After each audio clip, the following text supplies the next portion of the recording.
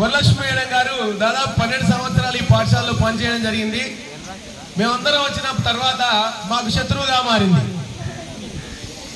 ఎందుకంటే ఎందుకంటే మొత్తం పిల్లలు ఎప్పుడు చూసినా టీచర్స్ ఉంటే ఉండేవాళ్ళు. మాకు బెల్ అయినా కూడా మేము ప్రార్థన తర్వాత బెల్ అయిన తర్వాత పిల్లలు రాకపోయేది. వరలక్ష్మి మేడం దగ్గరనే ఉండేది ఎప్పుడు. అంతగా ఆకట్టుకున్నది వాళ్ళను. ఆటలు ఆడిపించి మంచి సోదరి, గలగలా మాట్లాడే తత్వం, కల్మషం లేని వ్యక్తి, పాపపుణ్యాలు ఎరగదు, ఉన్నదంతా దానం చేసింది.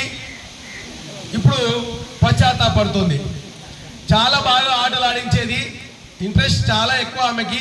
పిల్లలన్నా ప్రేమ. మరి ఈరోజు పిల్లలు చెప్పారు అసహ్య తుసహ్య అంటదని.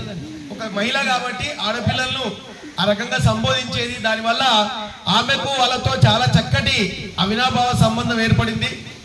మరి తర్వాత మిత్రులు మహేందర్ గారు